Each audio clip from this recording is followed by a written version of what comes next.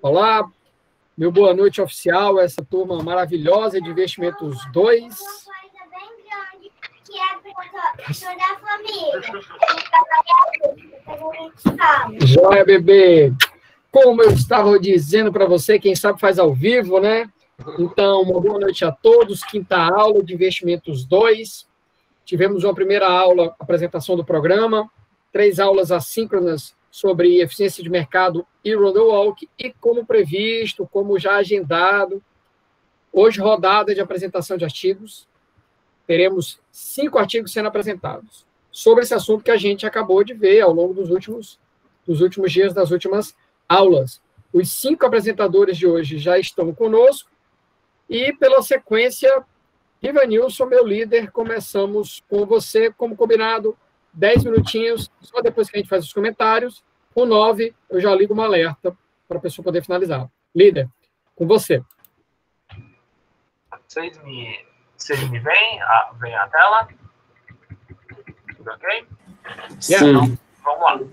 Seguinte, eu fiquei com o artigo O Mercado Acionário Brasileiro do Novo Milênio, um teste de eficiência. E eu vou tentar ser breve na parte de revisão bibliográfica, por questão de tempo, e também na parte introdutória, até porque boa parte da base que compõe esse artigo, ele foi apresentado nas aulas do professor, e eu vou tentar ir logo ao que interessa, que é a parte dos métodos que ele utilizava. E aí, só revisando, como cita Boric e Marcos, a aleatoriedade indica um mercado eficiente. Então, toda a informação sobre uma determinada empresa é incorporada ao preço de seu ativo de uma forma rápida e correta pelos investidores. E quando a gente afirma que a hipótese de aleatoriedade ela atua no sistema, então a gente não haveria como o investidor obter ganhos extraordinários baseando-se na análise de preços passados, na medida em que toda informação passada já estaria incorporada no preço atual. Quando essa hipótese é confirmada, o mercado é classificado como eficiente, na forma fraca. Segundo Fama, em 1970, nos testes da forma fraca, a informação de interesse é somente a de preço passado, e a aleatoriedade é confirmada quando essa correlação, ou a correlação serial, é zero, beleza? Então, esse trabalho, ele tem o seguinte objetivo, que é responder a uma pergunta. O mercado acionário brasileiro pode ser considerado um mercado eficiente na forma fraca? E aí, ele inicia fazendo uma revisão bibliográfica, apresentando algumas teorias, como o Randall Walker, e também apresentando alguns pesquisadores na área. Só que eu acredito que o principal é esse artigo aqui, do Minardi, e a partir dele, a construção que ele faz a partir dele. E o seguinte, nesse trabalho ela faz o quê?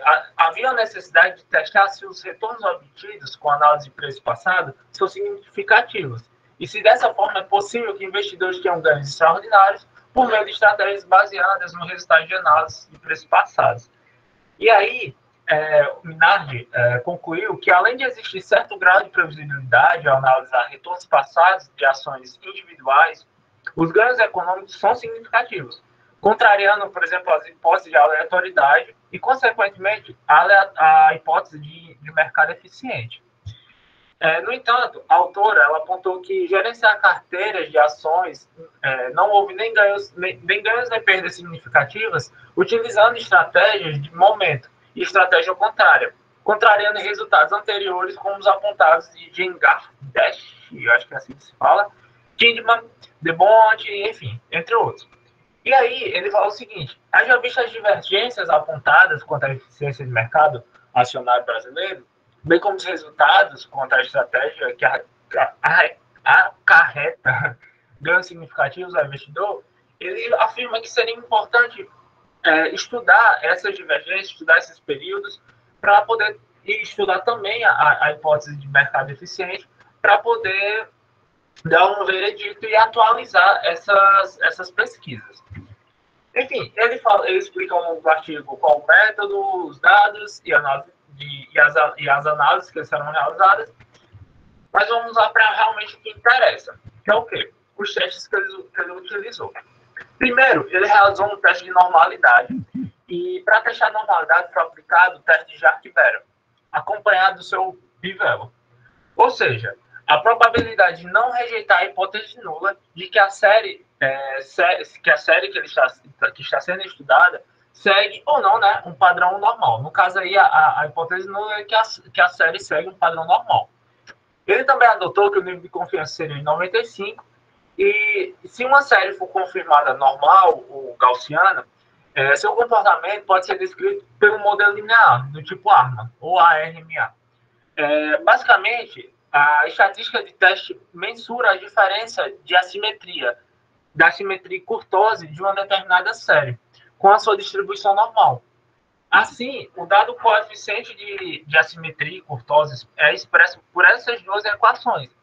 A equação S, que corresponde ao coeficiente de assimetria, em que o K é o de curtose, Y representa a série do instante T, sigma, né, o seu respectivo valor de padrão, e N o número de observações, certo? E aqui estão as respectivas formas. A estatística de Arkberg, ela pode ser, então, estimada conforme essa expressãozinha aqui, ó, que é N menos K sobre 6, multiplicado por S ao quadrado, mais K menos 3 ao quadrado sobre 4. Dados os mesmos, as mesmas incógnitas são seus respectivos referentes aqui, tá? Onde K representa o número de coeficientes estimados usados para gerar a série, sendo K minúsculo diferente de K maiúsculo. K maiúsculo retoma aquele início. Com base na estatística de Arkberg, a normalidade é testada a partir de uma comparação de seus valores e obtidos a partir de uma tabela de distribuição T com 2 graus de liberdade. E, mais uma vez, a hipótese nula é que a série segue a distribuição normal. Dessa forma, ele observou que quase todos os casos, quase todos os retornos seguem um comportamento conforme a densidade de probabilidade gaussiana, ou seja, uma distribuição normal. Uma vez que os valores, os pivelos de interpretação, foram todos significativos a 1% e para alguns a 5%. Ele fala quase todos, porque acho que, se eu não me engano, foi a letra Paulo que apresentou um desvio nessa avaliação. Mas isso se dá porque a quantidade o tamanho da amostra foi pequeno. De uma forma geral, a gente pode então dizer que há um forte indicativo de eficiência fraca no mercado de capitais brasileiros. Certo? Eu vou passar logo por causa do tempo. O segundo teste que ele realizou foi o de Dickett-Filler, e ele foi um teste de estacionariedade. E ele foi feito através do teste aumentado de Dickett-Filler, também acompanhado do seu pivelo, ou seja, a probabilidade da série apresentar uma raiz unitária. O intervalo de confiança adotado foi também de 95%. E o teste de Dickett-Filler envolve a estimação da equação 4, que está no slide, pelo método de mínimos quadrados ordinários, MQO, e, posteriormente, teste a hipótese 5, de presença de raiz unitária, certo? Então, o teste de hipótese já no finalzinho, entre as 6 e as 7. Pois bem, o resultado que ele conseguiu com isso foi o seguinte, que ele observou que os retornos de todas as empresas avaliadas não possuíam raiz unitária, o que levou ele a concluir que eles são estacionários, visto que, através dos pivelos significativos, há 1% para todos os casos. Em outras palavras, os resultados evidenciaram que os retornos das ações das empresas brasileiras seguem uma distribuição normal, em sua maioria, e não possuem nenhum tipo de tendência de comportamento dentro de uma média zero e desvio padrão, certo? Que reforça o indicativo de que o mercado brasileiro é eficiente. Mais à frente, ele utilizou, para testar a hipótese conjunta de que todos os coeficientes de autocorrelação são simultâneos iguais a zero, ele usou o método de estatística Q de box e PIS, definida justamente pela essa equaçãozinha, onde N é o tamanho da amostra e M é a duração de defasagem. As estatísticas Q, que distribuem aproximadamente a distribuição Q quadrado de M graus de liberdade, certo? Em sua aplicação, Q calcula o excedente do valor crítico de Q na tabela Q quadrado pelo nível escolhido de significância. E assim a gente pode rejeitar a hipótese nula de que todos os PKR são iguais a zero, pelo menos em algum deles deve ser diferente de zero. Bom, eu vou passar logo para o resultado.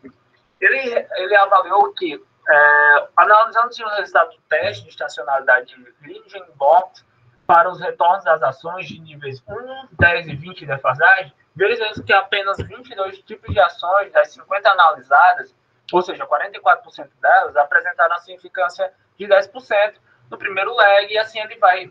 E o que isso quer dizer? A partir desses resultados, eu vou passar já para a conclusão por meio desses resultados.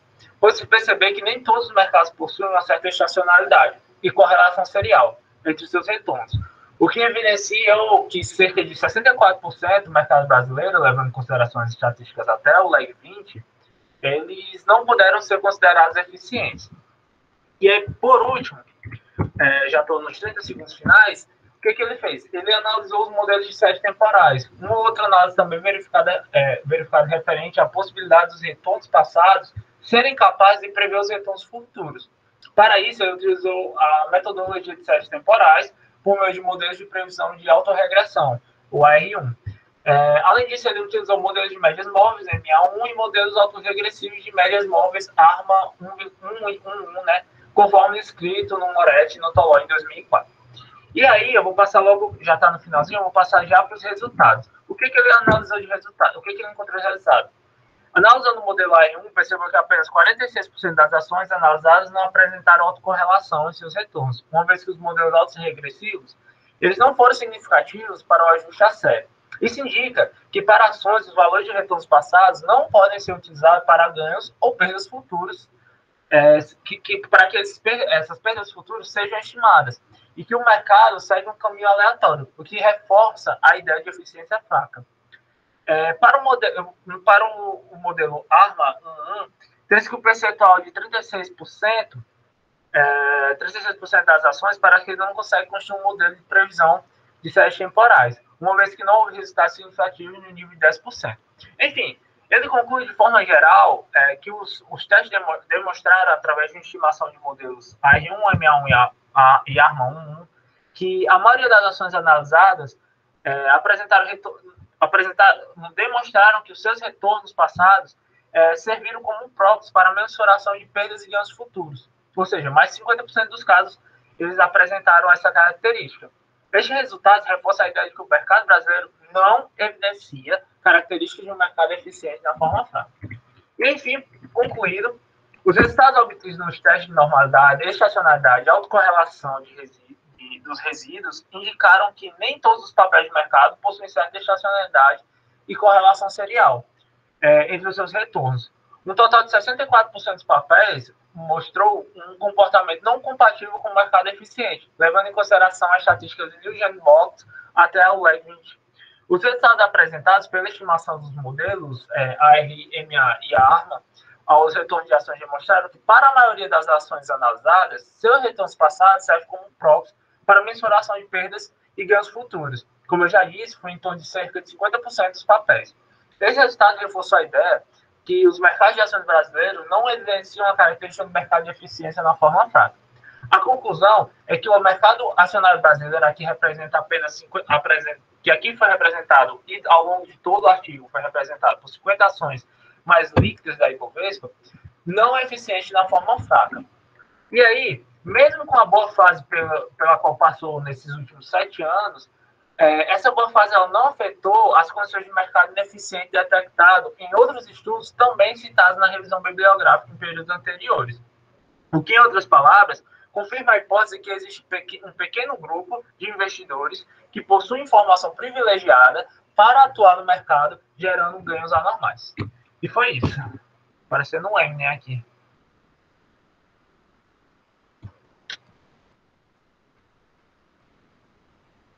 Alô? Pronto, foi isso. Finalizado. Maravilha, maravilha. Desculpa, é porque travou aqui e eu não consegui falar. Não, desculpa a pressa também, porque era muita coisa para falar, bem detalhado em alguns pontos, e aí eu mas aquela coisa, né?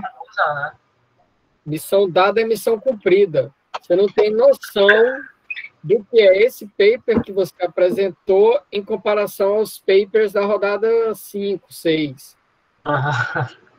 Imagina. Então, assim, Se esse paper aí não der para apresentar em 10 minutos, da rodada 5, você vai precisar de 3 dias para apresentar. Então, assim, é o foco, né? Assim, é a missão dada, mesmo que isso às vezes comprometa. Mas vamos lá, líder. Me diz só aqui uma coisa, que eu perdi o teu primeiro slide. Qual é o teu paper que tu apresentou? O meu paper, ele foi o Mercado Acionário Brasileiro do Novo Milênio, um teste de eficiência. Tá. Fala qual é a revista. É a eu acho que é Research Gate. Eu não tenho certeza. Mas eu acho Research Gate. Isso, Research Gate. Não, ainda está como working paper. Se foi publicado depois, eu não tenho certeza. Tá. E me diz só o ano. O ano foi de 2020. Janeiro de 2020. Tá, muito bem. Desculpa, menti. 2010. Janeiro de 2010, eu vi errado. Não, tudo bem. Sem problemas. É só para eu ir tomando nota aqui, para ir dando baixa nos papers. Então, o meu primeiro ponto é o seguinte. Uma coisa que a gente vai observar é que esses testes, que a gente chama testes estatísticos ou até econométricos, de normalidade, de estacionariedade, de correlação, a própria regressãozinha lá, que eu também fiz para vocês, que pode ser uma R1 ou coisa parecida. Isso tudo é econometria baby. Por que eu estou falando isso? Paulo, mas não tinha como eu saber, eu estou entrando agora em séries temporais. Ok. Mas por que eu estou dando essa dica?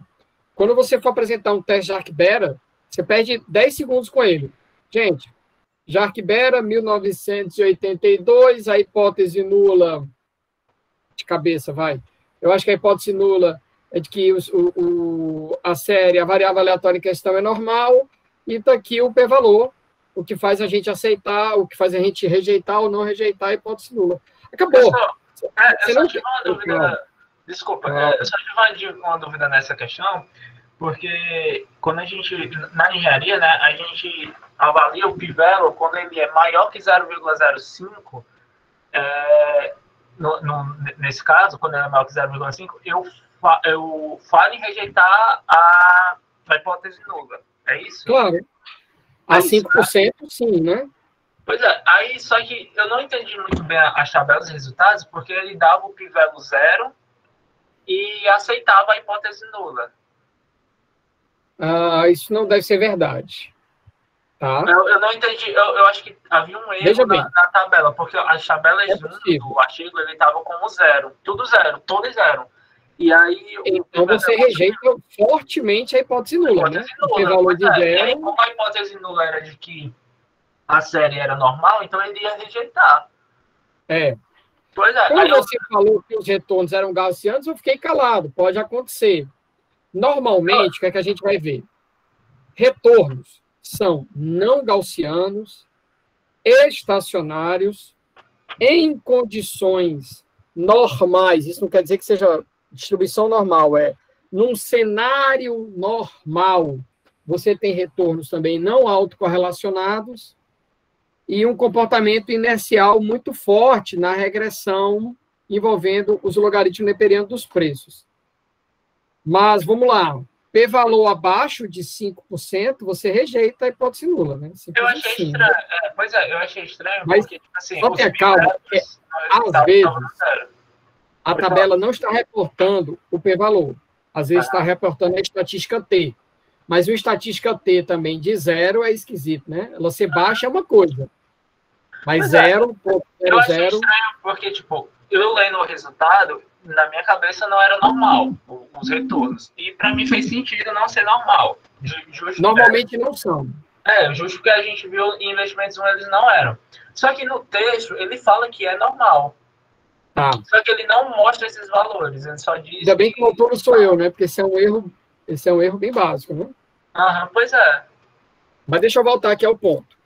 Não percam tempo explicando testes estatísticos ou econométricos consolidados na literatura há mais de 10, 20, 30, 40 anos. Jarque-Bera, p-valor, acabou. Então, assim, eu achei que você ficou perdendo muito tempo explicando o que era a fórmula de Jarque-Bera. É só uma dica. Não percam tempo com isso.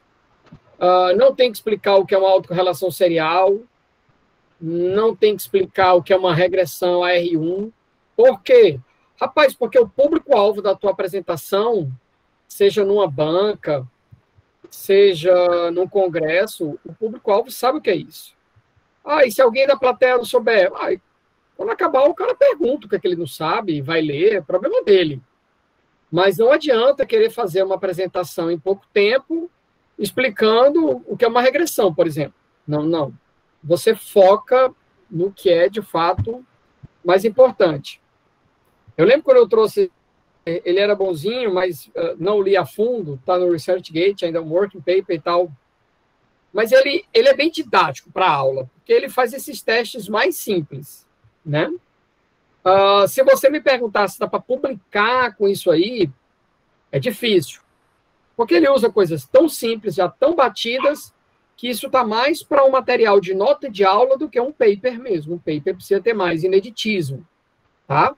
Mas acho que para nota de aula, para a nossa disciplina, ele é ótimo, porque ele permite revisão e é um paper que você consegue replicar sem maiores dificuldades. E isso é bom para a gente que está aprendendo, né? Mas foi bom também ter começado por ele, porque eu tenho certeza que papers na sequência da aula de hoje vão sinalizar que os testes de eficiência de mercado são bem mais complicados, podem ser mais complicados. E finalizo dizendo o seguinte: eficiência de mercado é um assunto super interessante, foi um dos primeiros assuntos que eu vi em finanças, mas não se animem muito. Não acho que seja um assunto mais tão interessante para explorar academicamente. É importante saber, é importante usar, entender, mas não para explorar através de um paper ou mesmo através de uma monografia, porque a chance de você estar fazendo algo muito batido, sem ineditismo algum, quase, essa chance é muito grande. Tá? Então, não acho que seja um assunto tão interessante para explorar. A gente vai ver coisa bem mais legal para explorar ao longo da disciplina. Tá? Mas ainda assim, é um assunto fundamental para você entender. Só não sei se é bom para fazer paper em cima dele. Beleza? Beleza. Meu líder, vá anotando aí 5 pontinhos, tá? Tá bom.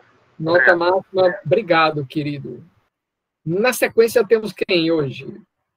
Ou quem quiser ir. Acredito que é a W, ou é a Elaine. Sou eu, professor. É a Elaine, né? Olá, Elaine. Boa noite. Boa noite. Vou fazer a mesma coisa com você, tá? Fechar minha câmera, fechar meu áudio. Vamos focar na sua apresentação.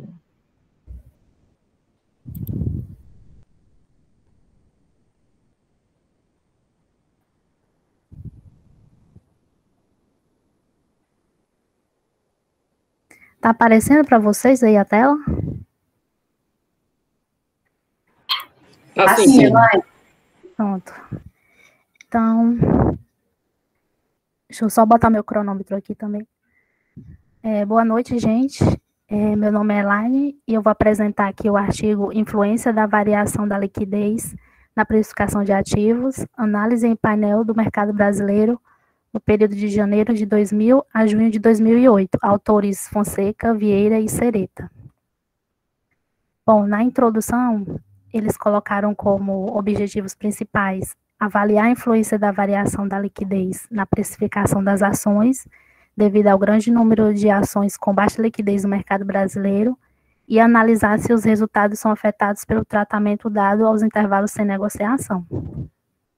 Na revisão bibliográfica, eles disseram que não há um consenso para o conceito de liquidez, porque ele é algo multidimensional. Então, tem uma variedade de medidas e modelos, então, eles não existe um consenso para isso, mas eles escolheram colocar o conceito do livro 2006, que é esse.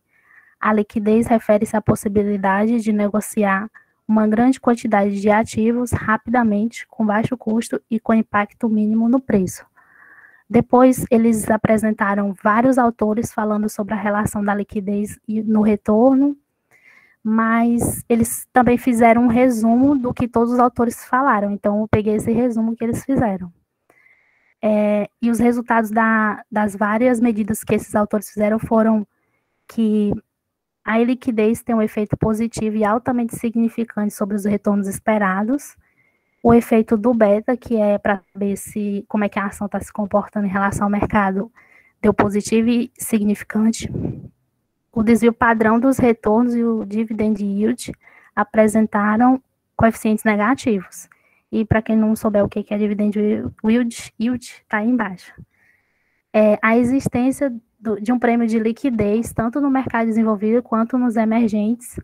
Esse prêmio de liquidez é quando um título menos líquido tem um retorno superior a outro com as mesmas condições e considerado mais líquido. E eles também apresentaram que alguns autores construíram modelos para explicar a relação entre retorno e liquidez do ativo e outros para explicar a influência da liquidez de mercado sobre o retorno do ativo. E destacaram que a liquidez para ativo individual é diferente da liquidez para o mercado como um todo. No método, a forma como eles fizeram a amostra, eles pegaram empresas registradas como sociedade anônima de capital aberto, com ações negociadas na Bovespa, com dados na Economática, período de dezembro de 99 a 2008, eles pegaram a ação com maior liquidez de cada empresa, dados mensais ajustados por proventos em reais. Essa tabela aí mostra todas as variáveis que foram usadas, e para todas foi calculado os logaritmos naturais, e para as de liquidez foi calculada a variação. E vocês vão ver na parte de resultados que tem um deltazinho falando da variação da liquidez. Foi usada a técnica de análise de dados em painel, que é uma mescla de série temporal, um corte transversal. Esse corte transversal é acompanhar os dados pelo tempo que está sendo estudado. E essa equação aí vocês conhecem, né, da regressão.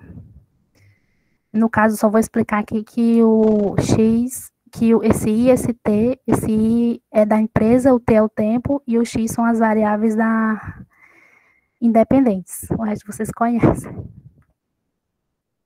Bom, como ele usou aquela técnica de dados em painel, ele pode usar três métodos de ajuste, que é o empilhado, que no caso ele vai deixar parâmetros iguais para todos naquela regressão, efeitos fixos, que ele vai usar um intercepto diferente para todos, mas constante no tempo, e aleatório vai ser o valor médio de todos os interceptos no período que está sendo estudado. E aí embaixo ele fala que também pode ser considerado o erro. Para verificar se tem multicolinearidade, eles usaram esse fator de inflacionamento de variância com essa equação, e para saber qual era o melhor modelo desses três, eles fizeram esses testes aí, o teste F, para comparar o primeiro com o segundo, esse segundo teste para comparar o empilhado com efeitos aleatórios, e o terceiro para comparar o fixo com aleatório. Aquela amostra que eu falei para vocês, ela foi dividida em duas amostras. A primeira com ações que não foram negociadas em todo o período estudado, e a outra com todas negociadas em todo o período.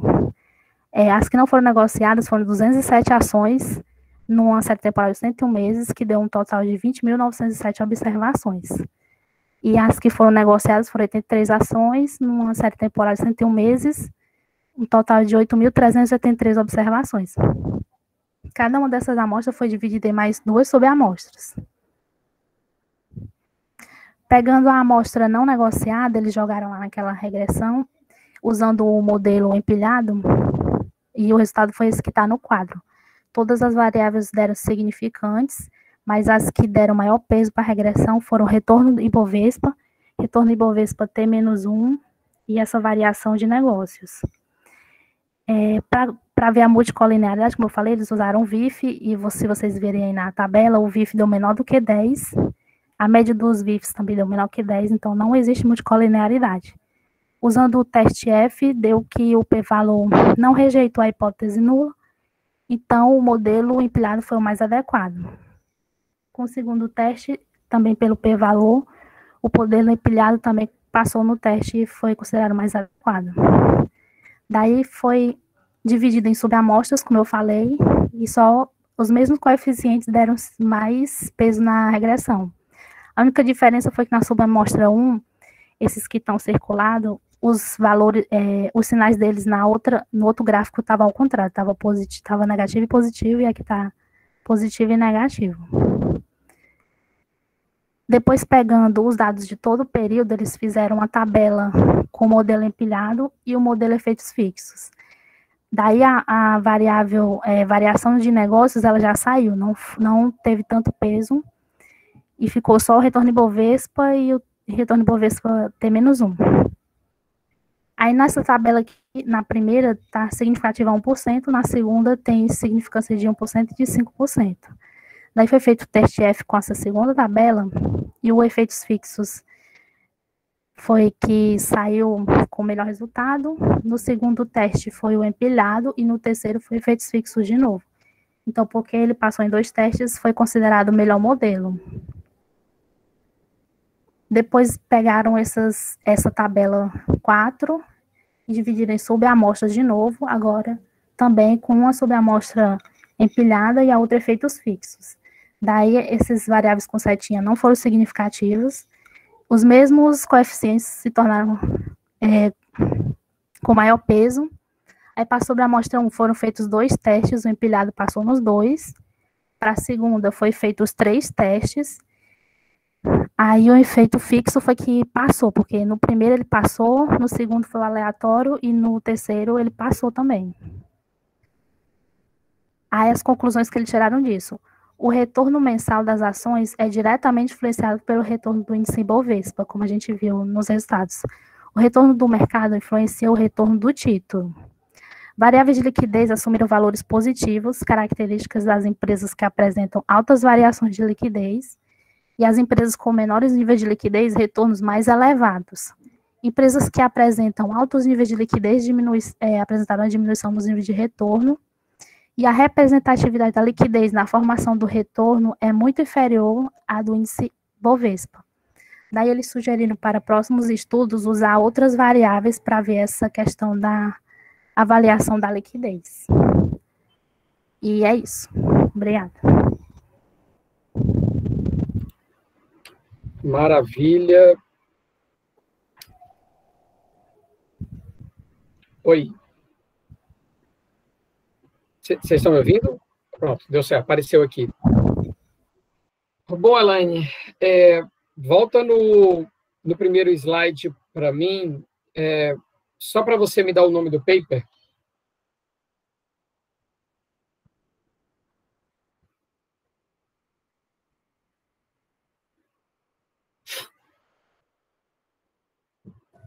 Oi, professor.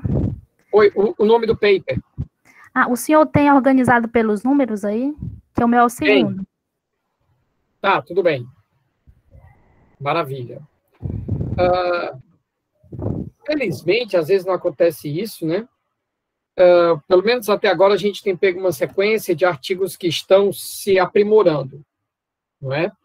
Esse artigo dela, eu queria enfatizar que ele já usa uma base de variáveis explicativas associadas aí à liquidez, volume, ou seja, informações financeiras. Então, a gente, de certa forma, ainda está numa vibe de eficiência fraca de mercado.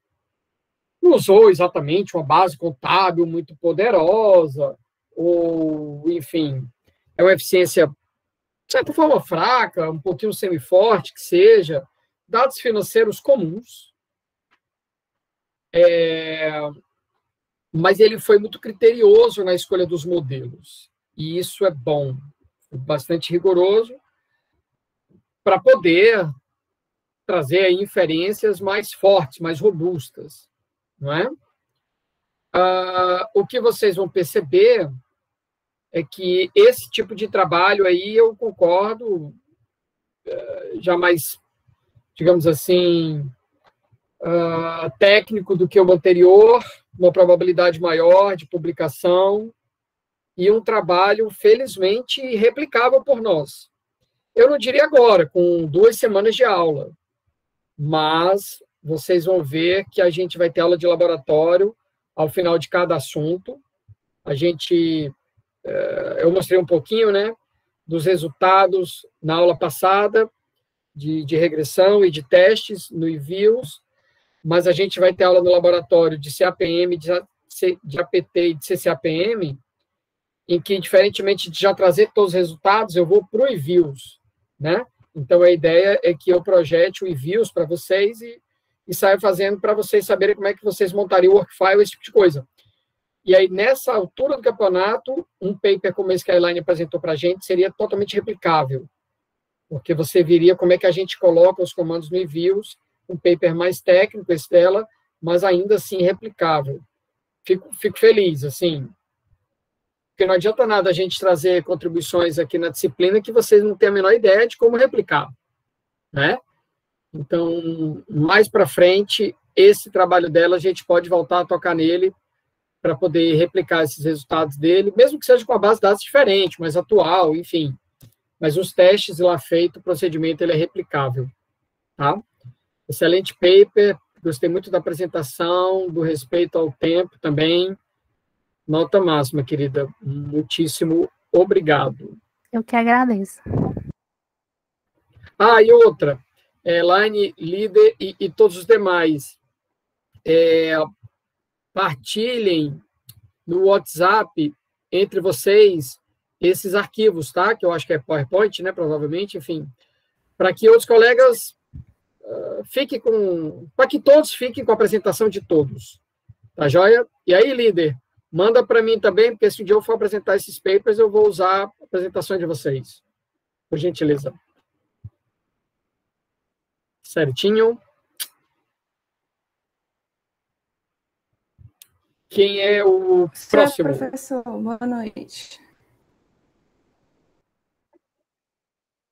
Sim, só um minutinho, Gabriele. Jefferson, existe um grupo, sim, cara. O Rivanilson passa para você o link para você participar do grupo de Zap. É só dos alunos, tá? Eu não estou nele, não. Gabriele, boa noite, querida. Mesma regrinha. Vou aqui desaparecer, desligar meu microfone para a atenção ficar concentrada em você, querida. Pronto, está projetando aí a tela?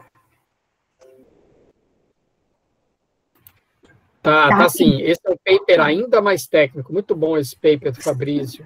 Eu lembro demais desse paper do Lucas e do Fabrício. Ai, não estou conseguindo colocar em tela cheia. Dá para ver, né? Se eu não estou conseguindo colocar em tela cheia aqui. Tá perfeito, Pronto. querido. Para mim tá ótimo. Pois então, vou lá. Boa noite a todos, né? Vou apresentar o trabalho do Nobre e do Linhares de 2009, que tem como tema a análise de eficiência para mercados de ações interdependentes. Os autores vão analisar a hipótese de eficiência dos mercados de ações por meio de testes de raiz unitária em painel. Eles vão usar dois testes, o teste CIPS e o teste de Mon e Perron. Sobre a hipótese de eficiência dos mercados, ela diz que o preço de um ativo vai refletir as informações e as expectativas de todos os participantes no mercado, e que o seu comportamento no futuro é imprevisível. Então, toda a informação no mercado é processada de uma forma racional, no sentido de que as informações relevantes não são descartadas e que erros sistemáticos não são cometidos. Então, se os mercados são eficientes e os preços vão agregar as informações disponíveis no mercado, então eu comprar ou vender uma ação na expectativa de superar o mercado não passaria de uma aposta probabilística. Um exemplo, se eu comprar uma ação hoje, considerando que ela está subvalorizada, na expectativa de vendê-la no futuro por um preço maior, seria apenas uma questão de um jogo. E aí foram feitas diversas previsões sobre o comportamento dos preços e dos retornos das ações. E uma delas é a questão dos passeios aleatórios, que nesse caso a trajetória dos preços das ações seria não estacionária e que choques iriam causar efeitos permanentes nessa trajetória, levando sempre os preços para novos pontos de equilíbrio e assim prever retorno futuro com base no histórico de preços não seria possível. Então, uma forma de testar a eficiência do mercado seria testar a presença de raiz unitária no comportamento dos preços ao longo do tempo. E aí, na literatura, foram feitos vários testes. Teste Variance Ratio, Regression Coefficient Approach, raiz unitária univariado, raiz unitária em painel, Contrarian Strategy, mas, de fato, as conclusões sobre a eficiência de mercado vão ser controversas. Os pesquisadores, eles não vão conseguir chegar em um consenso se os preços das ações, eles vão se comportar de uma forma estacionária ou não. E aí, um dos grandes obstáculos para investigar a existência de reversão à média dos preços seria a ausência de longas séries temporais, Porque caso existisse isso, dos preços seguirem uma tendência estacionária de sempre voltar a um valor médio, iria precisar de um longo intervalo de tempo. E aí a melhor solução que foi encontrada na literatura para resolver esse problema seria usar dados em painel. Só que também tem um problema na questão dos testes de raiz unitária em painel, que seria a questão da dependência transversal, porque os principais estudos que foram feitos sobre a estacionariedade dos preços vão considerar uma hipótese de que os erros das unidades transversais são independentemente distribuídos. Isso significaria que choques nos preços das ações de um mercado não necessariamente iria afetar outros mercados. Só que no mercado financeiro, essa hipótese ela é facilmente contestada. E aí o Nobre e o Linhares, eles vão tentar fornecer novas evidências, né, sobre o comportamento dos preços no mercado financeiro para 25 países, usando teste de raiz unitária em painel, que leva, sim, em consideração a dependência transversal. E aí a base de dados, né, deles foram dados mensais de 25 países, que estão listados aqui do lado, né, Austrália, Áustria, Bélgica, Canadá, e todos esses demais países, são 25, no período de janeiro de 1990 até abril de 2008, somando 220 observações temporais, e a variável extraída foi o preço das ações. Eles usaram 1995 como ano base, porque eles fizeram os testes excluindo, primeiro, os 3 primeiros anos, depois excluindo os 4 primeiros anos, e depois excluindo os 5 primeiros anos iniciais.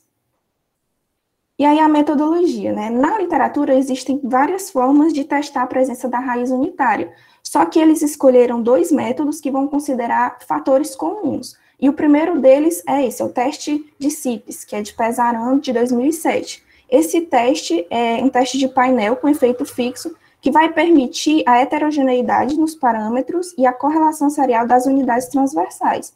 E também vai corrigir a questão da dependência entre elas e também pode ser aplicado em painel desbalanceado. Então, as hipóteses, como a gente pode perceber aqui no item 4 e no item 5, vai considerar a raiz unitária, né, a hipótese nula, ela sendo igual a 1. E a hipótese alternativa, ela é heterogênea. E aí o teste é baseado numa estatística padrão, que é a CADF, que vai resultar nessa equação 7, que é a forma como vai ser obtido a estatística do CIPS. E o segundo teste que eles vão usar é o teste de Mon e Perron. Esse teste ele é um pouco diferente do anterior, porque a hipótese alternativa dele, como a gente pode observar aqui no item 11, ela é homogênea. E também esse teste ele é indicado quando a dependência transversal se dá por causa de vários fatores comuns. Então, para testar a hipótese nula, o Mon e o Perron eles vão sugerir essas 2 estatísticas, né? T estrela A e T estrela B. Sobre os resultados. O primeiro passo que eles fizeram foi estimar o primeiro teste, o teste CIPS, com a inclusão apenas de um intercepto. E aí, num segundo momento, eles iriam testar incluindo uma tendência. E aí eles fizeram esse teste, calcularam a estatística, excluindo primeiro os 3 primeiros anos da amostra, depois excluindo os 4 primeiros anos e depois excluindo os 5 primeiros anos da amostra. E aí os resultados, eles indicaram a presença de raiz unitária no comportamento dos preços dos 25 países. Se existe a raiz unitária, então isso quer dizer que é a favor da hipótese nula, que é a favor da hipótese do mercado eficiente. E aí o segundo passo foi fazer o segundo teste, o teste do Mon e do Perron. E aí eles usaram a estatística de referência como a T estrela B, porque ela seria a mais adequada, né, com melhores propriedades. E aí eles fizeram, excluindo os 3 primeiros anos, os 4 primeiros anos e os 5 primeiros anos da amostra, incluindo apenas o intercepto e 3 fatores comuns. E aí, quando eles fizeram isso, os resultados confirmaram os mesmos resultados do teste anterior, do CIPS. Porém, quando eles incluíram a tendência no modelo regredido, os resultados apresentaram uma certa inconsistência. E aí, uma justificativa para isso ter acontecido pode ser pelo fato de que o teste do Mon e do Perron, ele trabalha com hipótese alternativa homogênea, enquanto que o teste do Pesaran, que é o CIPS, ele trabalha com uma hipótese alternativa heterogênea. E o que foi que aconteceu? Eles perceberam que 3 países tinham um comportamento bastante anormal quando comparado com os demais, que no caso é o Brasil, a Turquia e o México. E aí, quais são as possíveis explicativas para isso? pelo fato desses 3 países serem países em desenvolvimento, então os mercados ainda não estariam bem desenvolvidos, e também pelo fato dos anos iniciais serem um período de alta inflação nesses países. E aí eles consideram que o comportamento do mercado de capitais é diferente do comportamento da economia. Então, eles rodaram o teste, excluindo esses 3 países da amostra. E aí, quando eles fizeram isso, o resultado foi a aceitação da hipótese de eficiência de mercado para os 22 países. E aí, as conclusões é que, mesmo tendo estudos sobre isso desde a década de 70, não se chegou ainda a um consenso se os preços das ações vão seguir ou não um processo aleatório, caracterizado pela presença da raiz unitária. Isso é algo importante para os investidores, porque se existir o passeio aleatório, significa que choques vão ter efeito permanente na trajetória dos preços das ações e que vai ser impossível eu prever retorno futuro com base no comportamento histórico dos preços. Mas, caso contrário, se existir uma conversão dos preços para um valor médio, acontece exatamente o contrário. Choques vão ter efeitos temporários e eu poderia prever retornos futuros com base na série histórica. E aí também, no caso de haver reversão à média dos preços das ações, seria necessário usar testes novos e mais aprimorados, que no caso os autores usaram aqui o teste do Pesaran e o teste do Mon-Peron. E aí, só um resumo final, eles investigaram a presença, né, da reversão à média nos 25 países, usando o teste de raiz unitária com dados em painel, no período de janeiro de 1990 até abril de 2008, e a conclusão foi a não rejeição da hipótese nula da raiz unitária para os 22 países, né, exceto Brasil, Turquia e México. Isso significa o quê? Que os preços das ações são caracterizados pela presença de passeio aleatório, e isso é consistente com a hipótese de eficiência de mercado.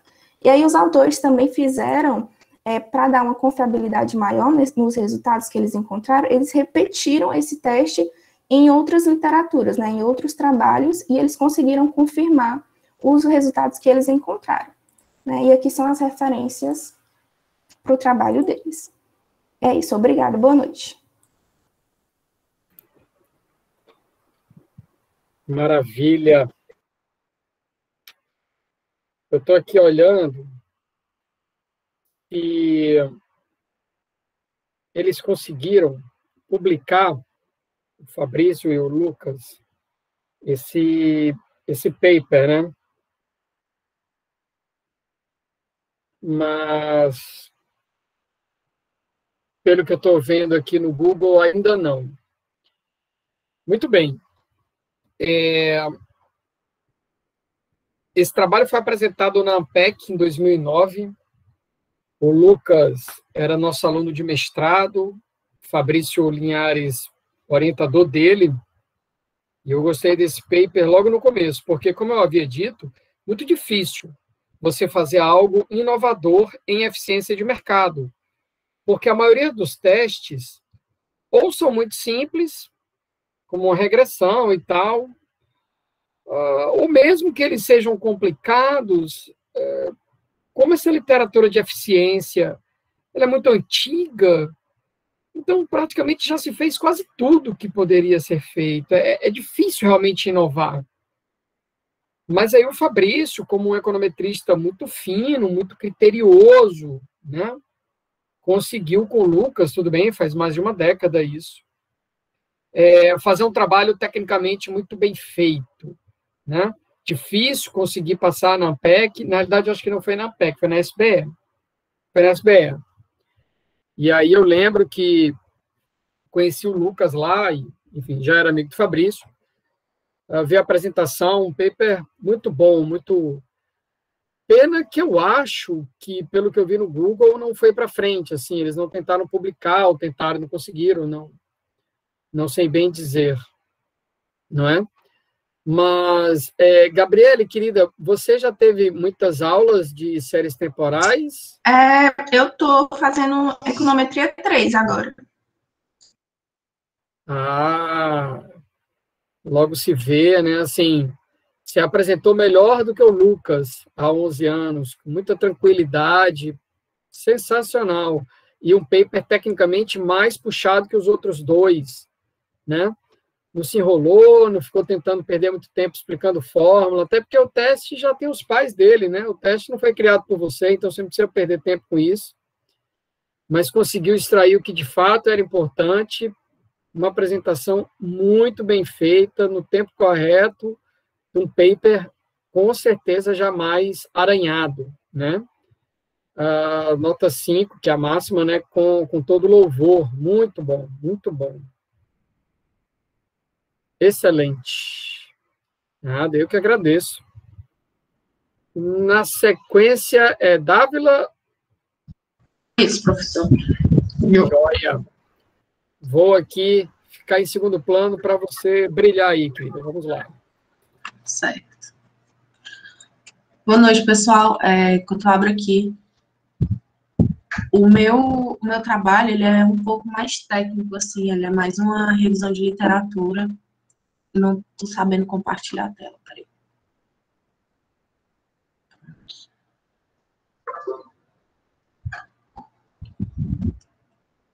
Vocês estão conseguindo ver?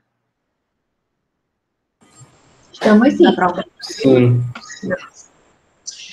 Certo. No caso, vai ser o trabalho do Rabelo, Júnior e Ikeda, sobre a hipótese dos mercados eficientes, certo? Então, no caso, essa hipótese dos mercados eficientes, ela vai tentar explicar, no caso, o preço em função das informações disponíveis, né? Que, no caso, o preço, ela fala que o preço, ela vai refletir todas as informações possíveis. O preço de mercado, ele seria, em teoria, um preço justo, ou seja, totalmente racional, e todos os aspectos dele poderiam ser calculados com informações. Aí, no caso, para a hipótese do mercado eficiente, ele vai usar algumas hipóteses iniciais, né? No caso, a grande maioria dos investidores seriam racionais, e os investidores não racionais, ele usa o termo não racionais, como eles agem de forma aleatória, eles acabam se anulando os ganhos deles, os retornos. Então, no caso, no momento 1, ele vai ter um retorno positivo, depois um retorno negativo, de forma que eles acabam se anulando e agindo, convergindo para o resultado de mercado. E, no caso, todos teriam acesso às informações disponibilizadas pelo mercado, no primeiro momento, certo? E, no caso do mercado, ele seria algo muito dinâmico, em que todas as novas informações, o preço absorve essas informações de forma imediata. E, no caso, para os estudos de hipótese de mercado eficiente, os ativos, eles são precificados de acordo com o fluxo de caixa, né? Ele vai ser o valor presente do fluxo de caixa e com desconto do risco também. Pronto. E aí, no caso, vão ser apresentados 3 tipos de eficiência, que seria, no caso, eficiência que o preço vai absorver, o mercado absorveria essas informações. A primeira seria a eficiência fraca, certo? Que, no caso, ela considera apenas o preço do dia anterior para calcular o preço futuro, né? Que, no caso, tem essa fórmula que seria o preço, que vai ser o preço do dia anterior, mais o retorno esperado, mais um erro. Espera-se que a média do erro seja 0, certo? E aí, no caso, também ela vai considerar que a H0 da eficiência fraca seria que o retorno seria 0. Então, no caso, para o retorno, que a média do retorno, no caso, né? Eu acho que não, o retorno a longo prazo seria 0. Então, no caso, se o teste desse positivo, que seria o do Random Walk, traduzindo cruamente para o Andado Bêbado, aquele livro super famoso, que seria a correlação entre a taxa de retorno no dia e a taxa de retorno no dia seguinte. Em teoria, elas devem ser independentes, mas se ela tiver um retorno positivo ou negativo, isso já invalidaria a hipótese do mercado fraco, onde o retorno seria 0, certo? E por ele ser uma fórmula relativamente fraca, assim, de explicar o mercado, qualquer tendência dessa correlação, se ela for positiva, é considerado que o preço tende a subir, e se a correlação é negativa, que o preço tenderia a cair, né, continuar caindo. Aí, nesse momento no artigo, ele fala a famosa frase, né, que está expressa em imagem, que se for considerar realmente a hipótese da eficiência de mercado, até um macaco jogando dados a uma planilha de... Não uso o termo planilha, mas eu vou usar a planilha de ações, eles têm a possibilidade de escolher uma ação tão boa quanto um especialista com anos de carreira, né? Daí a gente passa para eficiência semi-forte, onde ela vai englobar a fórmula da eficiência fraca, certo? Só que ela também vai incluir os dados contábeis e históricos. Ela apoia e é apoiada pela análise fundamentalista, onde vai ser considerado os dados contábeis das empresas, e ela estuda não só as empresas, como também os setores da economia. No caso, na eficiência semi-forte, o preço ele vai englobar também setores da economia, e ela pode ser, no caso, como o papel inicial, o artigo inicial, ele foi publicado, essa teoria foi publicada mais ou menos na década de 60 e de 70, ele considerava que o custo seria mais elevado, mas, assim, essa é a meu ponto de vista, não sei se está certo, professor, por favor, me corrija, mas nessa época, realmente as informações, elas eram um pouco mais limitadas, a gente não tinha tanto acesso, não se tinha acesso, basicamente, à internet, né, poucas pessoas tinham acesso à internet e computadores, então, realmente, as informações, elas eram um pouco mais limitadas do que hoje em dia. Então, eu creio que ele deve ter levado isso em consideração, quando ele fala em questão do tempo e do custo, né, mas realmente, de fato, tem algumas informações, como o professor já tinha falado em aula, que tem que ser compradas e tal. E também tem que ser feito muito estudo para poder fazer essa análise de preço de mercado de ações no mercado de eficiência semi-forte. E, por último, a gente vai ter a eficiência forte, que ela vai englobar a eficiência semi-forte, mais algumas informações que não estariam disponíveis no mercado, que são informações privilegiadas. Mas que no caso, socialmente a gente sabe que é contra a lei até, né, porque daria uma vantagem das pessoas sobre o mercado, deles fazer ganhos acima do que o mercado faz. Só que na teoria, né, na HME, na hipótese do mercado eficiente, o mercado ele perceberia a intenção daquelas pessoas que têm acesso à informação privilegiada e a ação subiria de preço a modo que o mercado se ajustasse e voltasse ao preço estabelecido, no caso, ao preço que, tipo, uma pessoa não ganhasse mais do que as outras, digamos assim, né, que ninguém teria vantagem.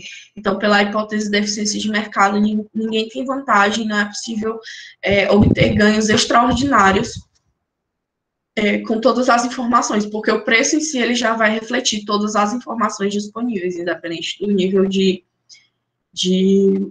informação que você tem, né? Pronto. Aí, no caso, para a eficiência de mercado, para essas hipóteses, Campbell, ele fez um teste, no caso, onde ele assumiu um modelo, existem alguns testes, né, mas todos eles vão assumir o modelo do equilíbrio, certo? Do equilíbrio assumido. E aí, Campbell, ele lança o papel em 97, desculpa, um artigo, e, no caso, ele fala que existem duas possibilidades, ou, de fato, o mercado ele não é eficiente, no caso, dessas hipóteses são rejeitadas, no caso, ou o mercado realmente não é eficiente, ou o modelo estaria errado, certo?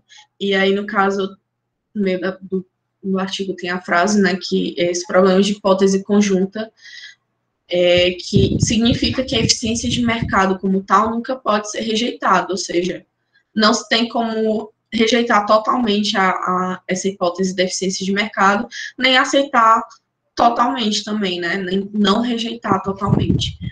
E aí, no caso, surge essa teoria do mercado relativamente eficiente, né, que seria um equilíbrio entre a teoria do mercado eficiente, a hipótese do mercado eficiente, e, no caso, considerar que realmente são humanos que operam por trás do mercado, existem humanos.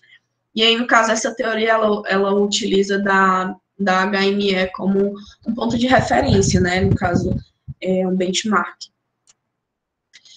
Aí, no caso, essa hipótese do mercado relativamente eficiente, ela entra no campo das finanças comportamentais, certo? E ela leva em consideração alguns fatores, no caso, que alguns investidores, na verdade, eles não negociam informações e sim boatos, porque somos seres emocionais e sempre na busca de obter ganhos extraordinários,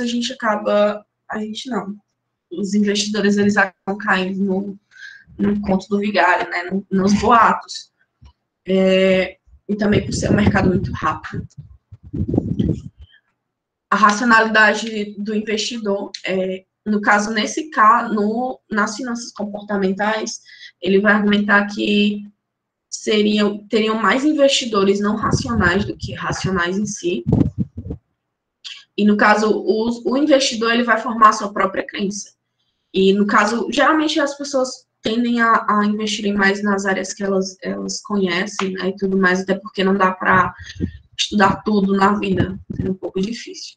E também para as finanças comportamentais, ele leva em consideração a arbitragem, né, onde existe também a questão do mercado de opções e o mercado futuro. No caso da arbitragem, como existem mais investidores não racionais do que racionais, esse equilíbrio ele fica um pouco quebrado, onde os preços eles não refletiriam totalmente as informações, porque diferente da primeira hipótese, nesse seria mais difícil para os investidores racionais operarem a um nível que ele neutralizasse os desvios feitos pelos investidores menos racionais, no caso. E aí vem a questão da arbitragem, né, onde, no caso, os investidores racionais tendem a ganhar mais vendendo ações a investidores menos racionais, no caso, como eles teriam, aqui na hipótese, ele leva em consideração que esses racionais seriam aqueles que levam mais em consideração a informação do que o boato. Então, no caso, eles seriam investidores que eles operam em vários mercados, não em um só. E aí, no caso, seria a arbitragem, né? E os menos racionais, eles tenderiam a comprar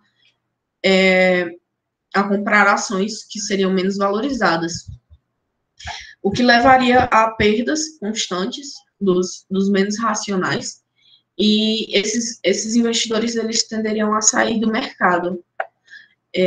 Porém, no longo prazo, essa arbitragem, ela tenderia a funcionar como catalisador e meio que selecionar os investidores que agem no mercado. Um dos problemas que surge na questão da arbitragem seria a falta de ativos singulares, como esses árbitros, não, desculpa, os investidores, eles tendem a agir em vários mercados, eles compram um título e vendem mais caro para obter um título similar.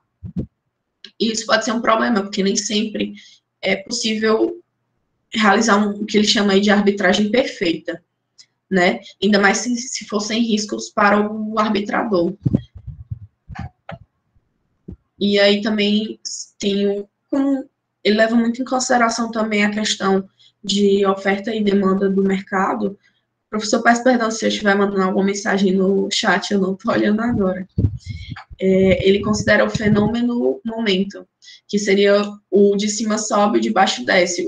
O preço que está subindo, ele tenderia a subir, e o que está caindo, ele tenderia a cair, justamente por essa questão de compra e venda de papéis.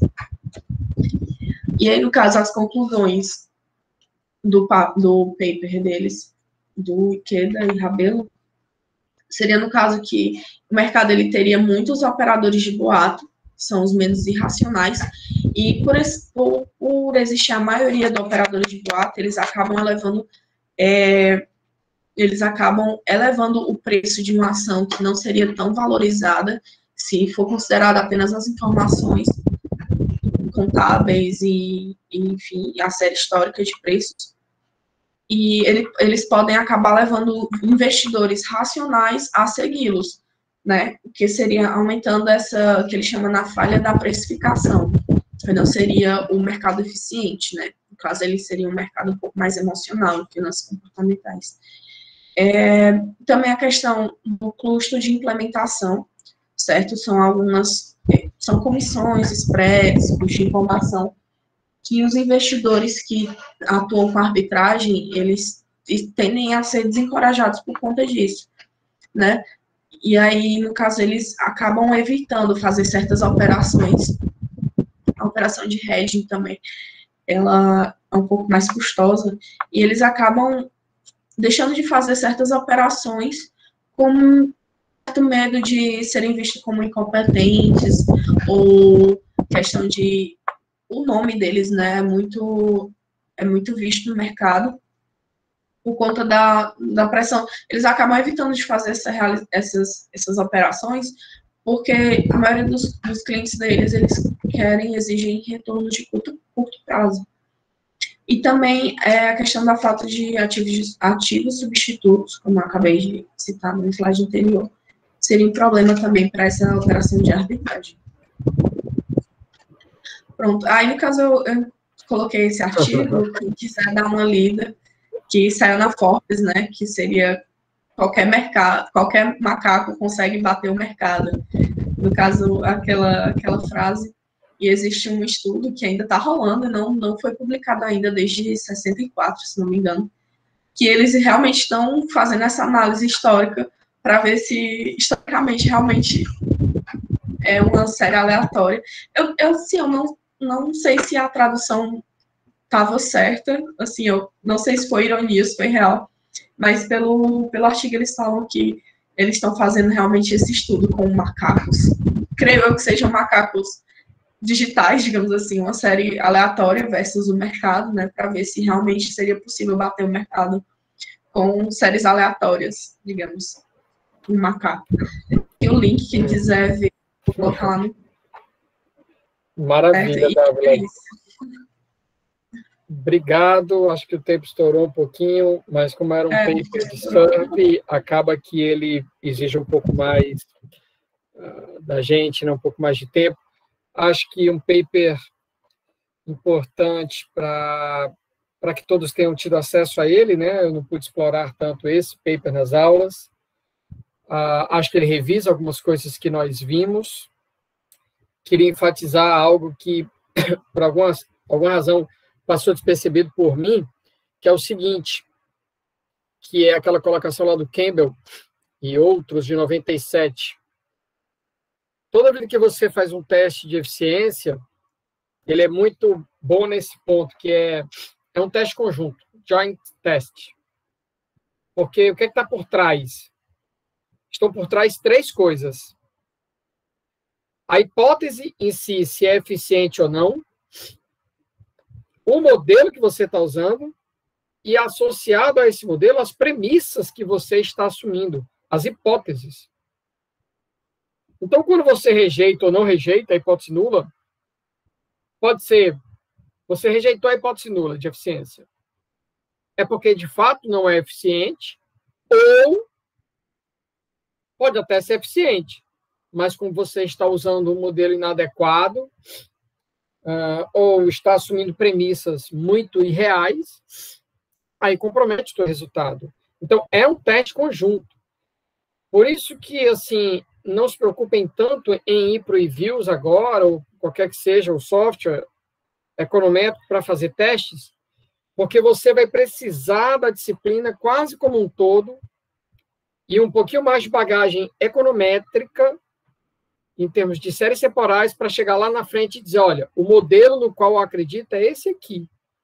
Eu não tiro muita conclusão olhando para um correlograma, se é assim que se chama. Eu não tiro muita conclusão se é ou não eficiente olhando um AR1. Sinceramente, acho muito pouco. Tá?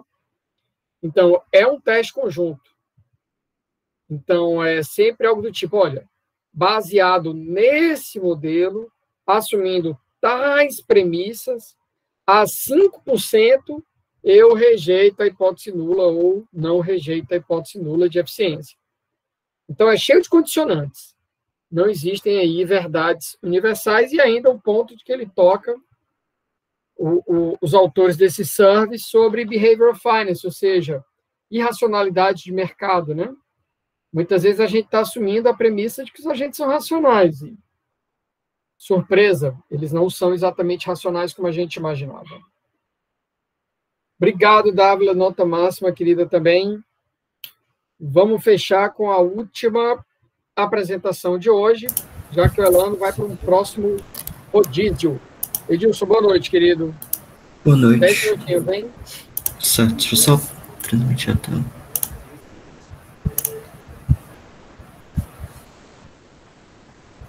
Tá. Acho que agora tá transmitindo, tá dando pra ver? Tá dando pra ver. Certo.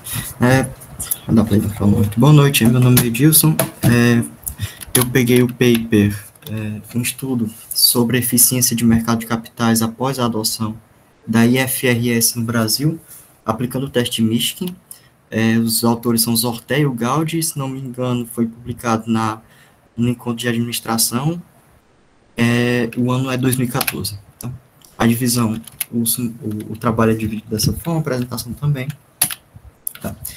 De partir dos autores, eles vão falar da hipótese dos mercados eficientes, né? Eles vão partir da definição dada por Fama, de que o preço de mercado do ativo financeiro ele vai refletir toda a informação disponível sobre aquele ativo.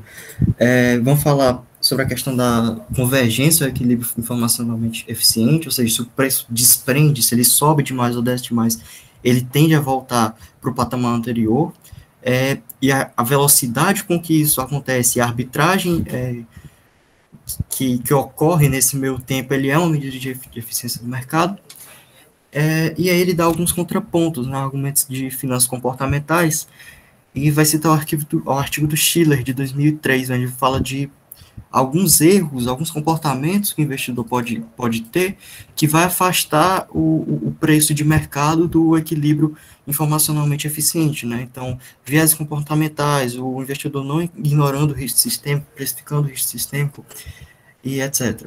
Daí ele aponta algumas evidências acerca da posse de mercado eficiente para o Brasil. Ele cita que a literatura tem encontrado essas eficiências, como alguns papers que foram apresentados aqui a gente viu, né? E ele fala da importância da HME, né? Então, basicamente, ele vai falar do investidor com custo de análise de informação. Para aquele investidor, se não vale a eficiência de mercado, é custoso para ele analisar a informação, e aí o mercado de capitais ele pode se tornar um ambiente muito hostil, pode afastar novos investidores, e você ter um mercado mais eficiente, ele é bom porque você facilitaria as trocas, né? No título ele fala dessa IFRS, né? O que é a IFRS? International Financial Reporting Standards, uma convenção internacional sobre demonstrações contábeis, que ela foi adotada no Brasil em 2008, e ele vai investigar como é que se ocorre a eficiência de mercado antes da adoção e depois da adoção. Para isso, ele vai usar o teste do Minsky, de 1983, a gente vai falar um pouquinho desse teste. Referência ao teórico, muito por cima, ele vai falar a gente não tem tanto interesse aqui, né, mas ele vai falar da relação de demonstração contábil, apressamento de ativo, eficiência de mercados, etc. E dessa dinâmica que está ocorrendo antes e depois da adoção da IFRS. Tá? Certo. Na metodologia, a base de dados que ele vai utilizar, ele vai usar empresas exceto empresas do setor financeiro, particularmente porque as empresas do setor financeiro, elas têm as demonstrações contábeis muito particulares, e ele vai ter que abrir as contabilidades da empresa para tirar alguns dados de lá. Ele vai usar a base de dados da Economática, do período de 2005 a 2007, sendo o primeiro período, e de 2010 a 2013, sendo o segundo período. Ele exclui 2009 e 2008, porque era um período de transição, as empresas ainda estavam adotando a IFRS, nem todas utilizavam, então era um período seria melhor excluir. Então, para ele poder proceder na metodologia, ele vai precisar calcular um retorno anormal.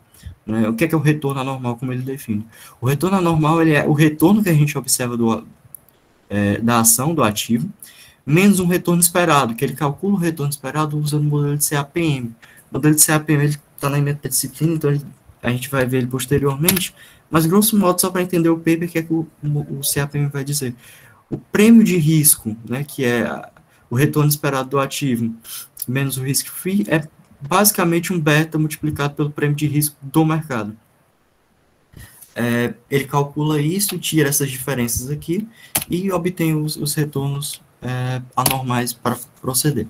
E o teste de Mischke? O teste de Mischke ele nasceu basicamente na área de macroeconomia para testar a expectativa racional. Ele faz uso de máxima de verossimilhança, tem estimação de parâmetro não linear, etc. E ele basicamente é um teste de restrições, ele é um teste de razão de verossimilhança. Você tem a função de verossimilhança, você aplica uma restrição e testa se a restrição vale ou não vale. A hipótese nula do teste vai ser que há eficiência de mercado, e a hipótese alternativa é que o mercado não é informacionalmente eficiente. Ele segue uma distribuição aqui quadrada. Para fazer o teste de Mischke, ele vai rodar basicamente esses dois modelinhos. Então, ele vai basicamente dizer que os lucros de amanhã vão ser explicados pelo fluxo de caixa hoje e os accruals hoje, né? Accruals é uma definiçãozinha contábil, ele explora melhor isso no artigo, mas basicamente você pode decompor o lucro, esses dois carinhas aqui como componentes do lucro, então o lucro futuro meio que sendo explicado pelos componentes do lucro de hoje. E aqui é uma equação que você pode entender que essa é a equação do retorno, tá? O RT mais 1 é o retorno anormal no período T mais 1, da série que ele já obteve, e ele vai ser dado por essa equaçãozinha aqui. Ele vai estimar esses dois modelos. Intuitivamente, se a gente aplicar o operador de esperança bem aqui, e valer essas duas condições, o que é isso? O gama 1 estrela foi igual ao gama 1 e o gama 2 estrela foi igual ao gama 2, a esperança matemática do RT mais 1 condicionada ao conjunto de informação de hoje é zero. Ou seja, isso aqui é a hipótese de eficiência de mercado. Então, basicamente, ele vai testar essas duas restrições separadamente e conjuntamente e verificar se vale a eficiência de mercado ou se não vale. Tá?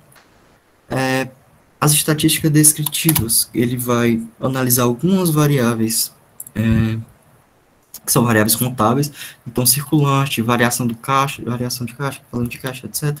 Basicamente, acho que seria interessante para a gente olhar só o retorno anormal, olhar que a média do retorno anormal é um número bem próximo de zero. Isso são dados para o período anterior à harmonização contábil, e esse aqui são dados para o período posterior. Também é um número próximo a zero, assim como no período anterior, certo? Olhando agora para as estimativas dos modelos, vamos pegar as estimativas daquele modelinho que ele vai aplicar o teste de Mischke para antes do período de harmonização, certo? Essa equação daqui, ele chama de equação de previsão, e essa aqui, equação de retorno ou equação de apressamento, tá? Então, equação de previsão no período anterior, ela é globalmente significante, ela tem um R2 de 0,55, relativamente elevado, e a equação de retorno, ela tem um R2 mais baixo, mas também é globalmente significante. Olhando melhor, mais detalhadamente as estimativas que ele obteve, na equação de previsão, todos os parâmetros são globalmente significantes, certo? Todos ajudam a explicar. Na equação de precificação, ao contrário, nenhum desses parâmetros aqui, eles são significantes, né? Mas tem uma boa razão para isso acontecer, Porque se a gente para olhar, os lucros do período de amanhã estão sendo explicados pelos accruals e pelo fluxo de caixa. E ele está incluindo todas essas variáveis, o lucro e as variáveis contábeis, como regressor dessa segunda equação aqui. Então, isso pode dar um problema de colinearidade, esses erros padrão estão superestimados, e aí você não rejeita individualmente, mas globalmente o modelo é válido. E aqui o ponto máximo de interesse no período anterior à adoção da harmonização contábil, né? Ele vai testar se ele trocou o nome, então antigamente, na versão anterior, o gamazinho aqui a gente está usando o alfa, aí ele vai testar se os parâmetros são iguais, né? E ele conclui que você não pode rejeitar as hipóteses nem separadamente e nem conjuntamente, ou seja, a gente não pode afirmar que no primeiro período aqueles parâmetros são diferentes e você também não, consequentemente, você não pode afirmar que não há eficiência de mercado. Agora, as estimativas posteriores à harmonização, vai acontecer basicamente a mesma coisa, o R2 do modelo de previsão é relativamente mais elevado, precificação, ele tem um R2 mais baixo, ambos os modelos são globalmente significantes. Quando você olha novamente para a equação de previsão, todos vão ser significantes ao nível de 5%, mas na equação de precificação, só a variável lucro, o parâmetro associado a ela parece ser significante, mas novamente aquela questão de multicolinearidade, tá, dos regressores, a gente tem que ter mais em vista essa estatística do que essas estatísticas daqui.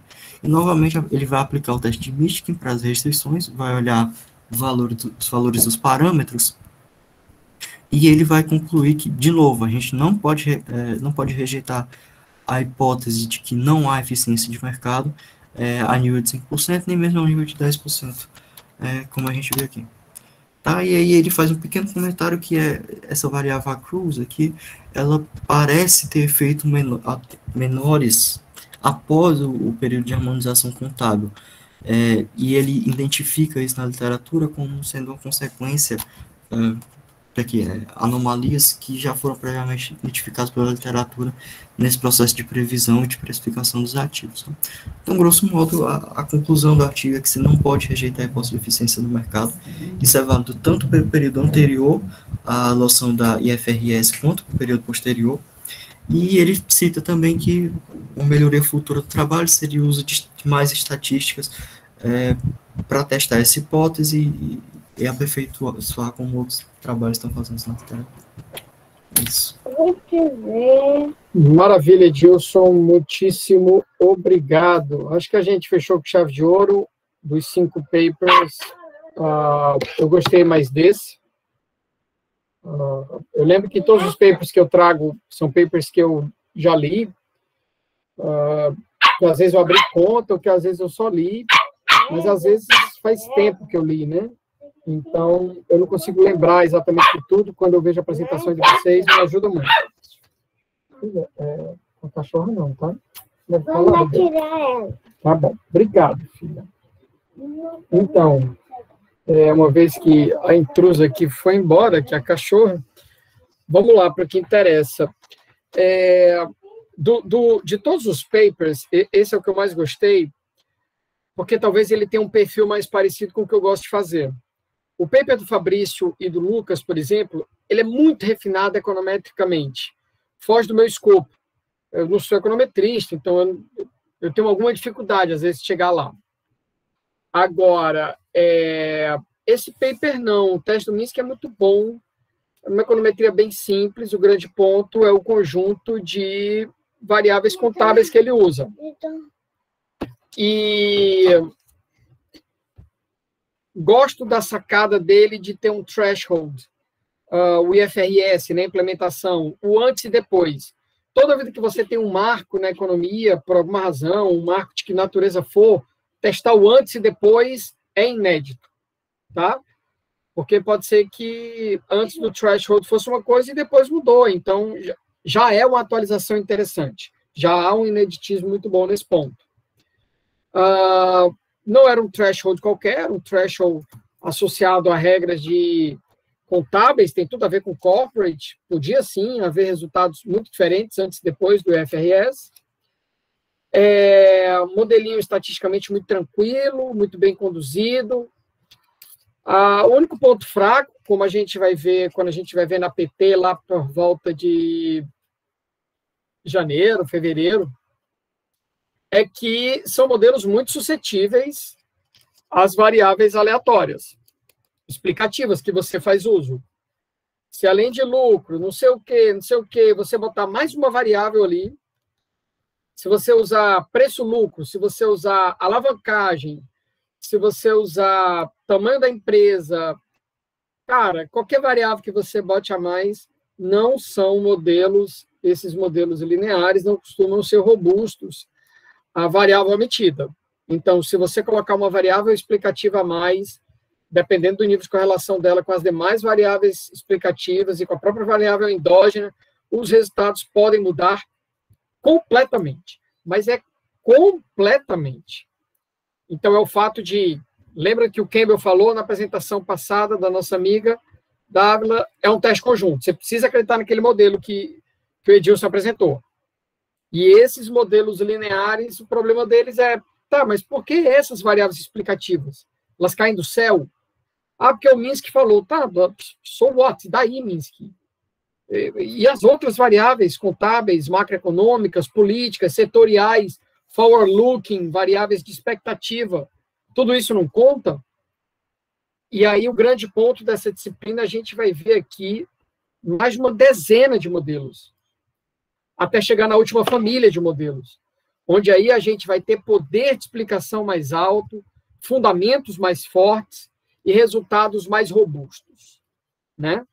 A gente vai trabalhar muito bem essa questão das variáveis exógenas, dos instrumentos, tudo isso ao longo da disciplina. Mas, certamente, um excelente paper, sendo o único ponto fraco, essa questão das variáveis explicativas que ele escolheu, que, volto a dizer, se mudar essas variáveis, se mudarem elas, aí os resultados não são robustos, tudo pode acontecer, não é? Edilson, querido, muito obrigado, nota máxima também. Depois a gente conversa...